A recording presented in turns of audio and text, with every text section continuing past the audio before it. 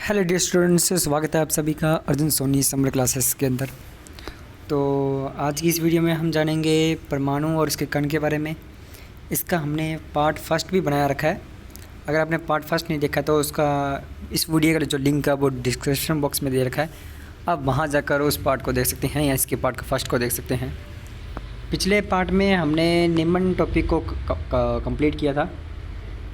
परमाणु क्या है और उसकी प्रारंभिक अवधारणाएँ, परमाणु का अर्थ, परमाणु सिद्धांत और उससे जुड़े तथ्य इत्यादि के बारे में हमने पिछली वीडियो में जाना था। और आज की इस वीडियो में हम जानेंगे इन 4-5 टॉपिक के बारे में देखेंगे, यानी कि परमाणु के अपरमाणु कण, इलेक्ट्रॉन, प्रोटॉन, न्यूट्रॉन और कुछ विशेष तथ्य। ये जो वीडियो है बहुत ज़्यादा महत्वपूर्ण है। इसमें साइंस जी के जो भी बताया गया है एक कॉमन टॉपिक है जो हर एग्ज़ाम के अंदर आता ही आता है, इसलिए इस वीडियो को पूरा वॉच करें और इस वीडियो को पूरा देखें, क्योंकि आपको इसमें बीच में से बनने वाले कुछ महत्वपूर्ण जो क्वेश्चन होते हैं उसके बारे में आपको मैं बता दूंगा, ठीक है, जिससे आपको अलग से इसकी वीडियो देखने की ज़रूरत नहीं पड़ेगी। इसी के साथ ही आपको ये भी बता देंगे यानी क्या महत्वपूर्ण है, कौन सी चीज़ें सबसे ज़्यादा महत्वपूर्ण हो सकती है। इसलिए इस वीडियो को पूरा वॉच करें, बिल्कुल भी स्किप ना करें। तो आज हम स्टार्ट करेंगे परमाणु के अपरमाणु कण। तो पिछली वीडियो में हम इतना कुछ जान चुके हैं।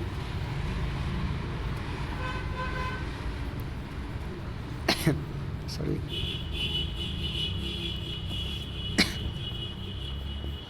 तो है ये रहे परमाणु की कण।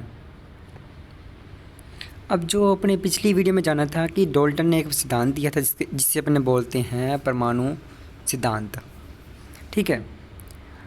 और डाल्टन का परमाणु सिद्धांत क्या था कि परमाणु पदार्थ का सबसे सूक्ष्मतम और अविभाज्य कण है, यानी पदार्थ जो भी पदार्थ है उसका सबसे छोटा से छोटा कण है और उससे और आगे विभाजित नहीं किया जा सकता। ये माना था डाल्टन ने, लेकिन बहुत सारी एक्सपेरिमेंट हुए जिससे यह पता लगा कि परमाणु भी क्या है परमाणु भी क्या है, एक विभाजित कण है, यानी परमाणु भी विभाज्य है, यानी परमाणु को भी आगे और आगे तोड़ा जा सकता है, ठीक है, जैसे अभी आपको बताते हैं। लेकिन विभिन्न वैज्ञानिक के प्रयोगों ने यह स्थापित किया कि परमाणु भी विभाज्य होता है, यह पदार्थ का सबसे सूक्ष्मतम कण नहीं है।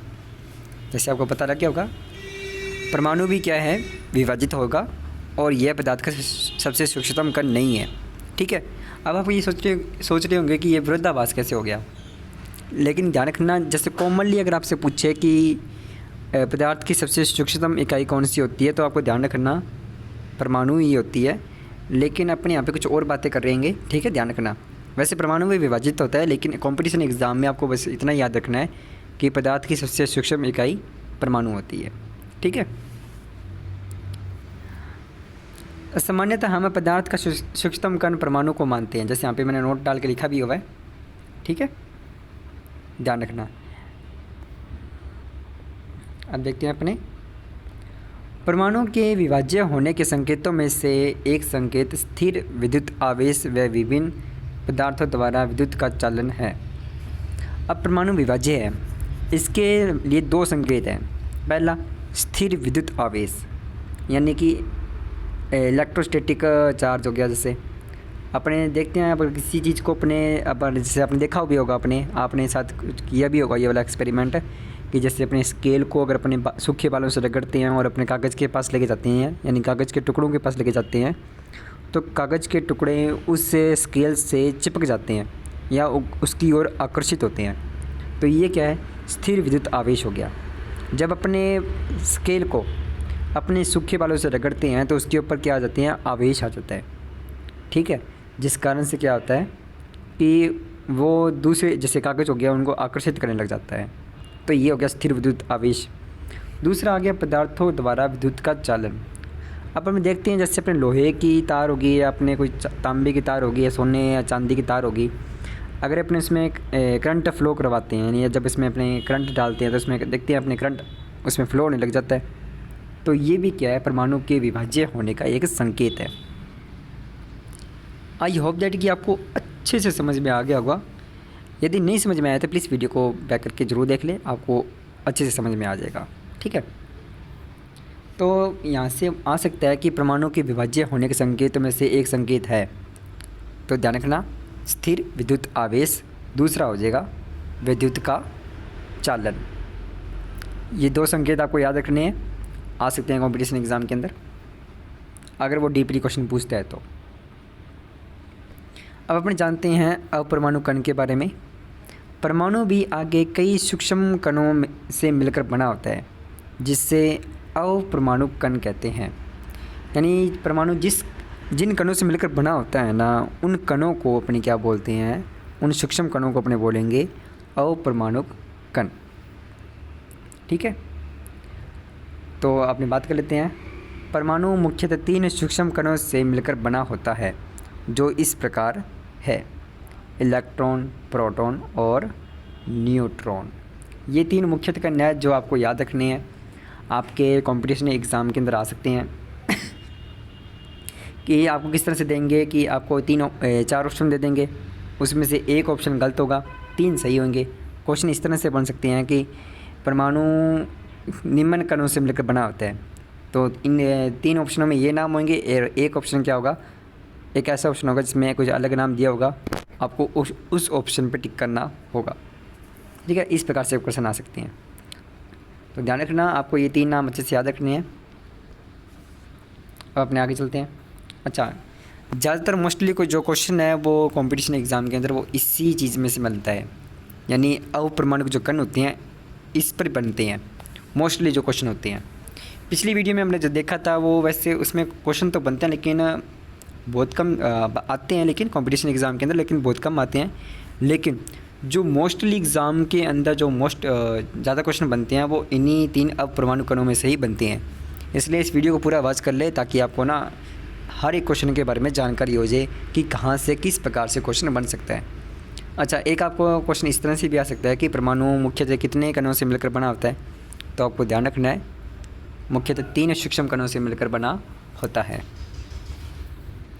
आगे देखते हैं अपने, तो ये है परमाणु का एक स्ट्रक्चर जिसमें आपको मैंने दिखा रखा है। देखो इसमें क्या है, ये तो है परमाणु, ठीक है। अब आपको इसमें ना ये जो आपको दिखाई दे रहा है ये, इससे परमाणु को अपने बोलते हैं नाभिक। ठीक है, ध्यान रखना है, इसे अपने क्या बोलेंगे, परमाणु का नाभिक बोलते हैं, इंग्लिश में बोलते हैं न्यूक्लियस। और नाभिक के अंदर परमाणु के 2 कण होते हैं, एक तो आप देख सकते हैं प्रोटॉन और दूसरा होता है न्यूट्रॉन। कंपटीशन एग्ज़ाम के अंदर ये आ सकता है कि परमाणु के नाभिक में पाए जाने वाले किन्हीं 2 सूक्ष्म कणों के नाम बताइए, तो पहला तो हो जाएगा प्रोटॉन, दूसरा हो जाएगा न्यूट्रॉन। या इस तरह से भी आ सकता है कि परमाणु के नाभिक में कण पाया जाता है प्रोटॉन और एक और पाया जाता है न्यूट्रॉन। जो प्रोटॉन होता है वो पॉजिटिव उसके ऊपर चार्ज होता है और न्यूट्रल के ऊपर कोई भी आवेश नहीं होता है। ठीक है, तो ऐसे भी कंपटीशन एग्ज़ाम के अंदर क्वेश्चन आ सकता है कि परमाणु के नाभिक में पाए जाने वाले धन आवेशित कण का नाम बताइए। धन आवेशित कण कौन सा होता है, प्रोटॉन। या एक क्वेश्चन इस तरह से भी बन सकता है कि परमाणु के नाभिक में पाए जाने वाले उदासीन कण का नाम बताइए, तो उदासीन कण का नाम क्या हो जाएगा, न्यूट्रॉन। अच्छा, ये दोनों कहाँ पाए जाते हैं, परमाणु के केंद्र में पाए जाते हैं, और परमाणु के केंद्र को अपन क्या बोलते हैं, नाभिक बोलते हैं। यहाँ पे लिखा हुआ ये नाम क्या बोलते हैं, नाभिक। आई होप दैट कि आपको अच्छे से समझ में आ गया होगा। अब अपन बात करते हैं इसमें एक इलेक्ट्रॉन। अब देखो इलेक्ट्रॉन क्या है, एक ऋण आवेशित कण है, यानी नेगेटिव चार्ज वाला कण है। जैसे आपको यहाँ पे देख सकते हैं ये रहा ये कण। ये जो कण होते हैं वो नाभिक के चारों ओर वृत्ताकार कक्षों में क्या लगाते हैं, चक्कर लगाते हैं। ठीक है, तो कंपटीशन एग्ज़ाम में ये भी आ सकता है कि परमाणु के चारों ओर चक्कर लगाने वाले कण का नाम बताइए, तो कौन सा हो जाएगा, इलेक्ट्रॉन हो जाएगा। और एक क्वेश्चन इस प्रकार से भी आ सकता है कि परमाणु के नाभिक के चारों ओर चक्कर लगाने वाले कण की प्रकृति होती है ऋण आवेशित, धन आवेशित, उदासीन या इनमें से कोई नहीं, तो कौन सा होगा, ऋण आवेशित होता है। तो इस प्रकार से नॉर्मली जो क्वेश्चन बन सकते हैं ठीक है। अच्छा, एक क्वेश्चन इस प्रकार से बन सकता है कि परमाणु में जो नाभिक होता है और उसके चारों ओर इलेक्ट्रॉन जिन कक्षाओं में चक्कर लगाते हैं उन कक्षाओं को अपने क्या बोलते हैं?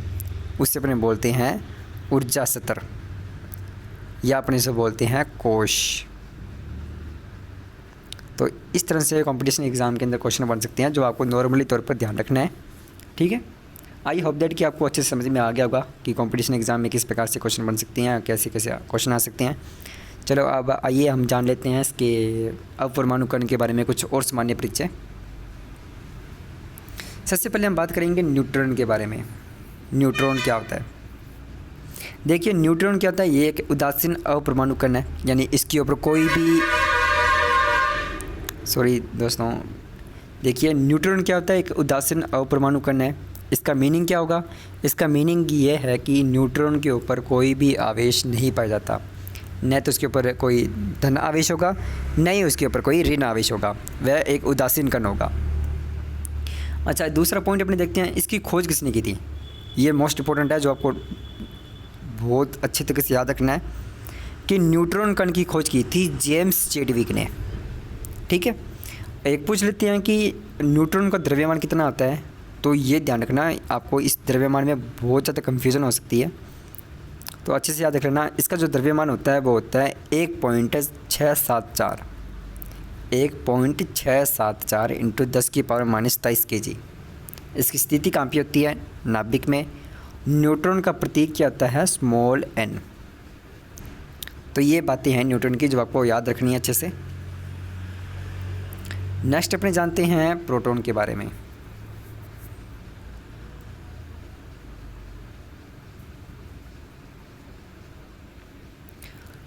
देखो, प्रोटॉन को क्या है? यह धन आवेशित अपरमाणु कण है।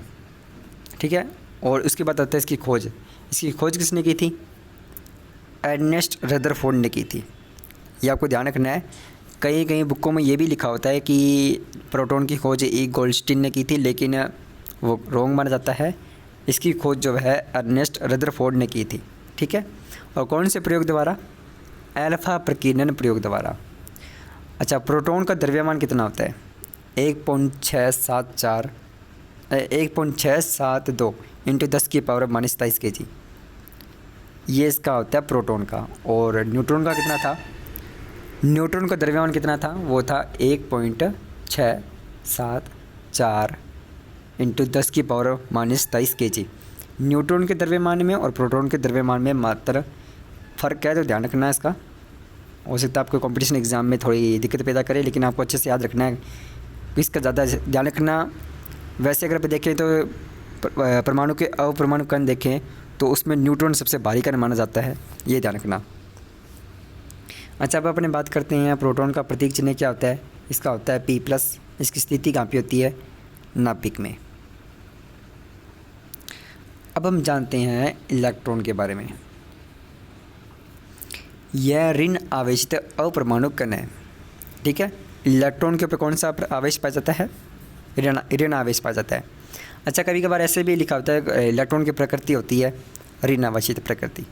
ठीक है, अच्छा, ये ध्यान रखना। ये क्या करता है? ये परमाणु के चारों ओर, यानी नाभिक, जो परमाणु का जो नाभिक होता है उस नाभिक के चारों ओर निश्चित कक्षाओं में चक्कर लगाते हैं, वो भी वृत्ताकार पथ पर। और इन कक्षाओं को अपने क्या बोलते हैं? ऊर्जा स्तर या कोश बोलते हैं। अच्छा, सबसे जो मोस्ट इंपॉर्टेंट चीज़ है वो आपको ये ध्यान रखना है कि इसकी खोज किसने की थी? J.J. थॉमसन ने। ठीक है, अब ये इसके बहुत बार ये कंपटीशन एग्ज़ाम के अंदर आया भी हुआ है कि इलेक्ट्रॉन का द्रव्यमान कितना होता है? वो होता है 9.1 इंटू 10⁻⁻23 kg।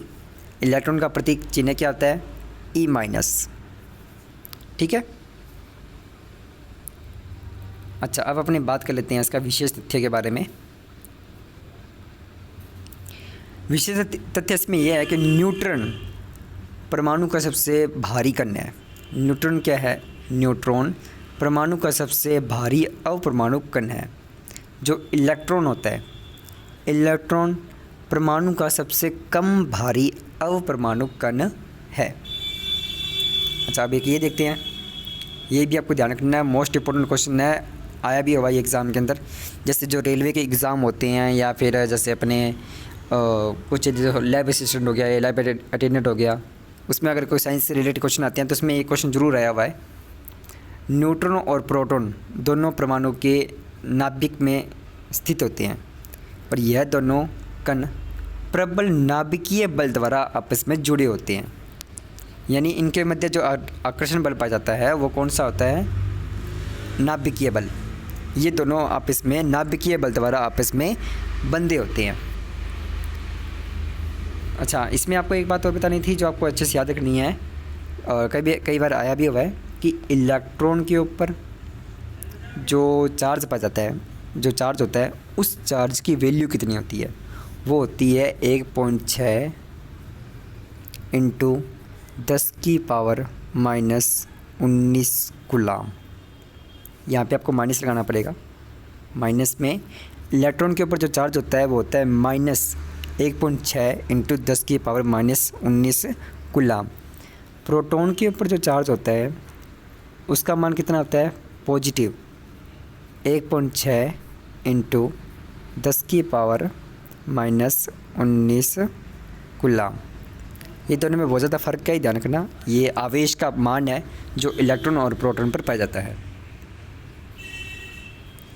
तो thank you. I hope that कि आपको आज की वीडियो पसंद आई होगी। यदि आपको वीडियो पसंद आई है और आपके लिए हेल्पफुल रही है तो प्लीज़ वीडियो को लाइक ज़रूर करें और अपने दोस्तों के पास, अपने मित्रों के पास और आपके क्लासमेट को, ठीक है, इस वीडियो को शेयर ज़रूर करें। और ऐसी साइंस की मस्त इन्फॉर्मेशन पाने के लिए हमारे इस चैनल को सब्सक्राइब भी ज़रूर कर लें, क्योंकि इस चैनल के अंदर जो है हम बोर्ड्स क्लासेस को, नॉन बोर्ड क्लासेस होगी और कंपटीशन एग्ज़ाम के अंदर जो साइंस से रिलेटेड जो क्वेश्चन आते हैं उसके बारे में हम बताते रहते हैं। तो थैंक यू। प्लीज़ वीडियो को लाइक ज़रूर करें और मैं फिर से कहूँगा लाइक करिए वीडियो को और चैनल को सब्सक्राइब ज़रूर कर लें ताकि हमारा भी मोटिवेशन बना रहे। और कमेंट करके हमें ज़रूर बताएं कि आपको वीडियो कैसे आई लगी। Thank you.